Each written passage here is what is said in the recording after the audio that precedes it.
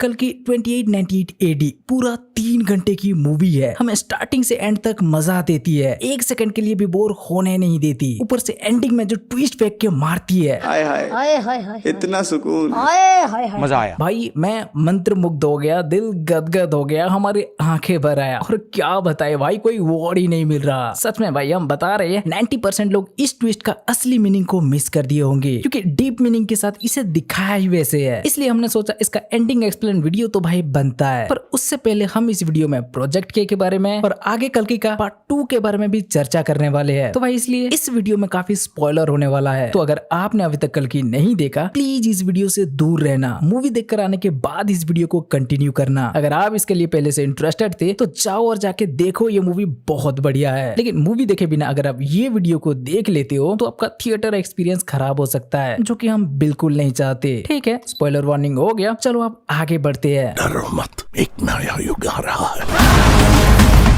हाँ तो पहले भाई प्रोजेक्ट के, यही वो चीज है जो कॉम्प्लेक्स में रहने वाली सुमति को, काशी में रहने वाला भैरवा को, संबाला में रहने वाले रेवेल्स को और द्वापर युग का चिरंजीवी अश्वत्थामा को सबको एक जगह ले आया और इसी को सेंटर पॉइंट बना के कहानी को आगे बढ़ाया गया। ओके, तो देखो सुप्रीम यास्किन को पावर के लिए, जिंदा रहने के लिए एक सीरम चाहिए था, जिसके वजह से वो प्रोजेक्ट के नाम से एक प्रोग्राम चला रहा था, जिसमें एक फॉर्मूला को लड़कियों पर सीडिंग किया जाता है और लड़कियों के अंदर वो शीड 150 डेज तक ग्रो करने के बाद एक्सट्रैक्ट करके उससे सीरम निकाला जाता है, जिस सीरम को कि सुप्रीम यास्किन लेता है। यहाँ पर ये इतना आसान नहीं है, क्योंकि जाहिर सी बात है वो फॉर्मूला की सीडिंग के लिए फर्टाइल लड़की ही चाहिए। और 2898 में इनफर्टिलिटी या कहीं बांझपन इतना बढ़ गया है भाई, स्कैनिंग करके ढूंढना पड़ रहा है कि कौन सी लड़की नेगेटिव है और कौन सी लड़की पॉजिटिव। लेकिन इतना ही नहीं, चलो हजारों में से एक लड़की निकल भी गई पॉजिटिव, जो कि प्रेग्नेंट हो सकती है, तो आगे एक और प्रॉब्लम है। जिस फॉर्मूला को सुप्रीम यास्किन ने बनाया है वो इंसानी डीएनए से काफी आगे है। यह फॉर्मूला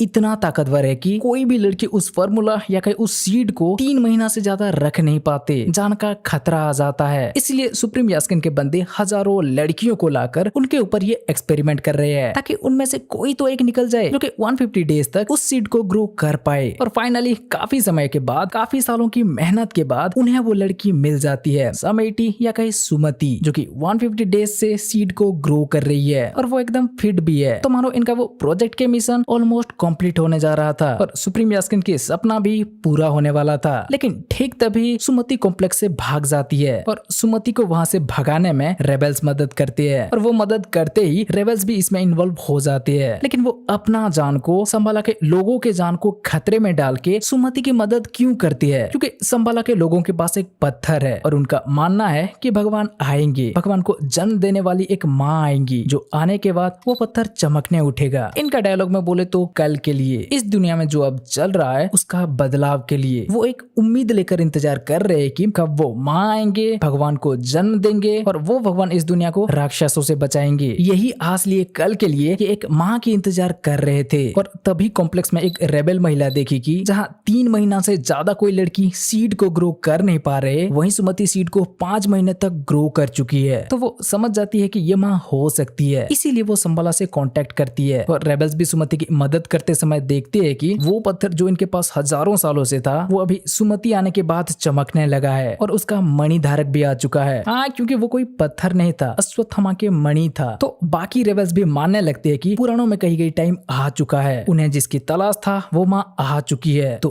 कल के लिए वो इसमें इन्वॉल्व हो जाते हैं। मतलब अगर वो प्रोजेक्ट के वाले एक्सपेरिमेंट नहीं चल रहा होता, वो सीड को सुमति के अंदर प्लांट नहीं किया जाता, तो रेबेल्स इसमें इन्वॉल्व बिल्कुल नहीं होते। अब अगर बात करें अश्वत्थामा के, तो भाई ये महाभारत में युद्ध के समय उत्तरा पर ब्रह्मास्त्र चलाए थे और इन्हें श्री कृष्ण से श्राप मिला था। इसके बारे में हम डिटेल से इस वीडियो में बात किए थे, ये तो आपको पता होगा। हाँ, तो उस श्राप के बाद जब अश्वत्थामा प्रायश्चित के लिए पूछे थे, तब श्री कृष्ण बोले थे कि कलियुग के अंत में जब वो कल्कि अवतार लेंगे, उनका ये मणि उन्हें ढूंढते हुए खुद आ जाएगा। तब अश्वत्थामा को कल्कि को रक्षा करना होगा, तो उनका प्रायश्चित हो जाएगा। तो इसीलिए अश्वत्थामा सिर्फ वो एक ही व्यक्ति को रक्षा करने के लिए प्रतीक्षा कर रहे थे। और जब प्रोजेक्ट के ही एक्सपेरिमेंट से सुमति भगवान भैरवान को अपने कोख में जगह देती है, तब अश्वत्थामा की वो मणि अपने आप उनके पास आ जाता है, वो बच्ची राया के जरिए, वो भी तब जब सुमति प्रॉब्लम में होती है। तो अश्वत्थामा उन्हें बचाकर अपने प्रायश्चित के लिए इसमें इन्वॉल्व हो जाती है। मतलब यहाँ भी इसमें अश्वत्थामा के इसमें इन्वॉल्व होने का कारण प्रोजेक्ट के है। अगर प्रोजेक्ट के प्रोग्राम नहीं चल रहा होता तो सुमति प्रेग्नेंट नहीं होती और ना ही अश्वत्थामा को वो मणि मिलता, जिसके बाद की वो सुमति की खोज में आते। और बाकी अगर अब बात करें भैरवा की, तो इसका भी इन्वॉल्व होने का कारण वही है, क्योंकि सुमति के जरिए प्रोजेक्ट के का और सुप्रीम यास्किन की सपना पूरा होने वाला था और सुमति कॉम्प्लेक्स से भाग आई, तो वो लोग इसके ऊपर 1 मिलियन की बाउंटी लगा दी। और हम सबको पता है ऐसा बड़ा बाउंटी के लिए भैरवा कब से तरस रहा था। ये बाउंटी ही उसका कॉम्प्लेक्स में जाने का एक आखिरी मौका था। तो वो हाथ धोकर बाउंटी के पीछे बढ़ जाता है और आखिर में कॉम्प्लेक्स से सुमति, संबाला से रेबेल्स, द्वापर युग से अश्वत्थामा और काशी से भैरवा सब एक जगह आ जाते हैं, सिर्फ और सिर्फ उस प्रोजेक्ट के का एक्सपेरिमेंट की वजह से। जैसे सुप्रीम यास्किन स्टार्ट तो किया था शायद प्रोजेक्ट कली के लिए, लेकिन अब ऐसा टाइम आ चुका है कि ये प्रोजेक्ट कल्कि बन चुका है। क्योंकि वो फॉर्मूला उसने निकाला तो था बुराई फैलाने के लिए, लेकिन अब वो किसका काम आने वाला है? अच्छाई के लिए। तो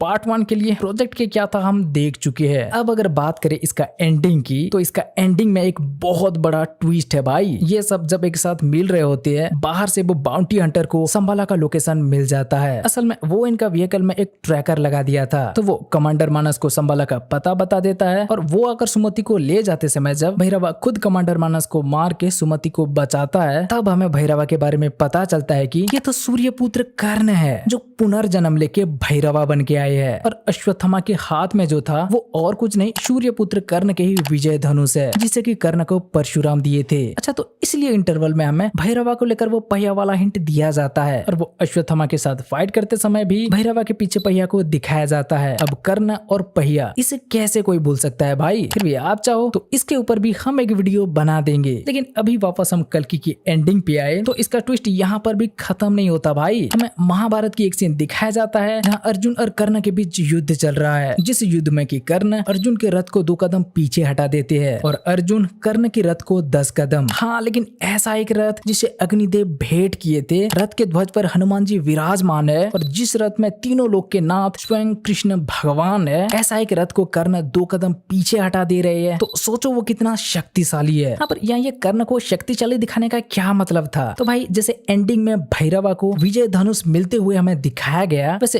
कॉम्प्लेक्स वालों को भी पहले एक धनुष मिलते हुए हमें दिखाया गया है। और ये दोनों किन किन का अस्त्र है? भैरवा को जो मिला वो कर्ण के विजय धनुष है और कॉम्प्लेक्स वालों को जो मिला वो अर्जुन के गांडीव धनुष है। और मिड क्रेडिट या कहीं पोस्ट क्रेडिट सीन में हम देख चुके हैं सुप्रीम यास्किन वो सीरम का एक ड्रॉप लेने के बाद वो गांडीव धनुष को उठाने की भी काबिल बन चुका है। मतलब कुछ समझ में आ रहा है कि वो अर्जुन और कर्ण के फाइट दिखाने का, कर्ण को इतना ताकतवर दिखाने का क्या मतलब था? क्योंकि भाई अब फिर से वही सीन मेकर्स रिक्रिएट करने की कोशिश कर रहे हैं। एक साइड सुप्रीम यास्किन के पास अर्जुन की गांडीव है, तो दूसरे साइड भैरवा के पास कर्ण की विजय धनुष है और अब ये दोनों की अर्जुन और कर्ण जैसे युद्ध होने वाला है। लेकिन अगर आपके मन में यह सवाल उठ रहा है कि भाई तो फिर कली और कल्कि की क्या? तो भाई उसका समय अभी आया नहीं है, वो अभी जन्मे नहीं है। इसीलिए तब तक जैसे महाभारत युद्ध में श्री कृष्ण कुछ नहीं कर रहे थे, अस्त्र नहीं उठा रहे थे, वैसे इसके कुछ मूवी तक कल्कि कुछ नहीं करेंगे। वो सिर्फ सेंटर पॉइंट बनकर इस यूनिवर्स में रहेंगे, फिर जन्म लेंगे, बड़े होंगे, नाग अश्विन 7 चिरंजीवी को इस यूनिवर्स में लाएंगे। उसके बाद जाके कली और कल्कि की लड़ाई हमें देखने मिलेगा, इसका एंड गेम आएगा। लगता है इसका खेल बहुत लंबा चलने वाला है गाइस, इसीलिए इसे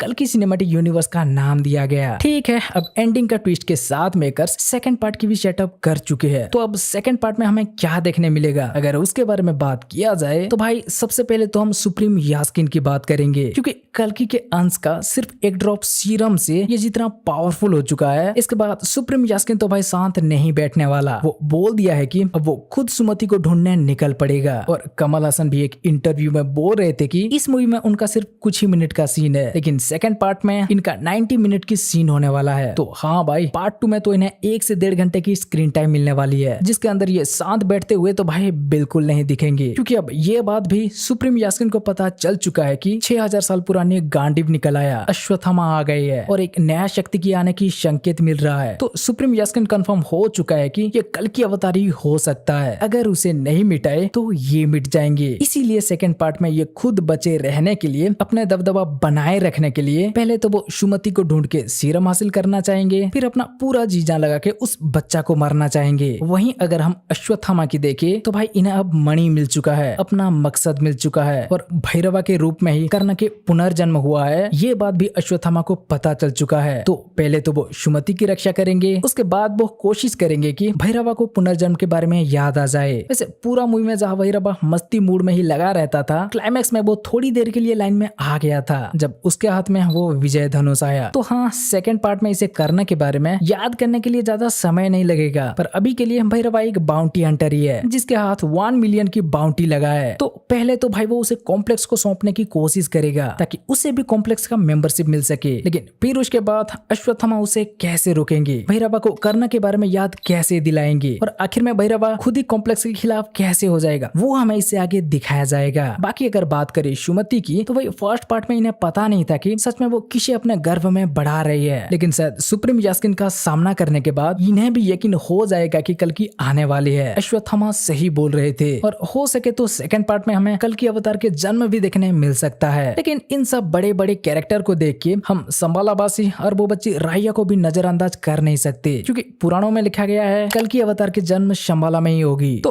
क्या पता वो यहाँ वापस आ भी सकती है। शंबाला के सारे रेवल्स अभी खत्म नहीं हुए, वीरन अभी जिंदा है, तो वो भी सुमति को प्रोटेक्ट करने के लिए कल के लिए सुमति के रक्षा करने आ सकते हैं। और राया भाई इन्हीं के पॉइंट ऑफ व्यू से ही तो हमें मूवी दिखाया गया है कि वही थी जिसने अश्वत्थामा तक उनका मणि को पहुंचाई थी। ऊपर से ये बच्ची एक लड़की भी है, तो क्या पता आगे इस कैरेक्टर को लेकर कोई ट्विस्ट भी देखने मिल जाए। बोले तो कुल मिलाकर देखा जाए तो भाई सेकंड पार्ट का स्टोरी सुप्रीम यास्किन और पूरा हीरो के टीम का लड़ाई के ऊपर फोकस करेगा। फर्स्ट पार्ट के जैसे अश्वत्थामा और भैरवा के लड़ाई के ऊपर नहीं। माना कि इनके बीच अभी भी कुछ मन मुटाव है, लेकिन वो फर्स्ट हाफ के अंदर ही क्लियर हो जाएगा और हमें लगता है पार्ट 2 में सुप्रीम यास्किन अकेला आते हुए भी हीरो की टीम को कड़ी टक्कर देगा, क्योंकि भले ही ये चिरंजीवी अश्वत्थामा है और भैरवा कर्ण के पुनर्जन्म, लेकिन सुप्रीम यास्किन के अंदर अब कल्कि के अंश की एक ड्रॉप सीरम है भाई, मतलब मानो स्वयं भगवान के पावर का एक अंश। तो वो तो इनसे ज्यादा पावरफुल होंगे ना भाई, इसलिए सेकंड पार्ट में हमें कोई और चिरंजीवी भी दिख सकती है और कल्कि अवतार के जन्म लेने का भी चांसेस बहुत है। लेकिन हम तो भाई इन सबसे भी ज्यादा विजय धनुष और गांडीव धनुष के फाइट को, क्या कहे अर्जुन और कर्ण के फाइट को मेकर्स कैसे रिक्रिएट करके दिखाने वाले हैं और पार्ट 2 में महाभारत के और किस कैरेक्टर को दिखाने वाले हैं, उसके लिए हम ज्यादा एक्साइटेड है। क्योंकि इस फर्स्ट पार्ट में जितना भी महाभारत के सीन था भाई सब बवाल लग रहा था, साथ में जैसे उसे फ्यूचर के साथ ब्लेंड करके दिखाया गया है भाई, नाग अश्विन के विजन को मानना पड़ेगा। इसीलिए हम महाभारत के पोर्शन के लिए ज्यादा एक्साइटेड है, पर साथ में ये डिस्टोपियन वर्ल्ड को देखने के लिए भी, जहाँ की एक तरफ रूखी सूखी दुनिया पड़ी है तो एक तरफ हरी भरी कॉम्प्लेक्स, फिर इसे काशी शंबाला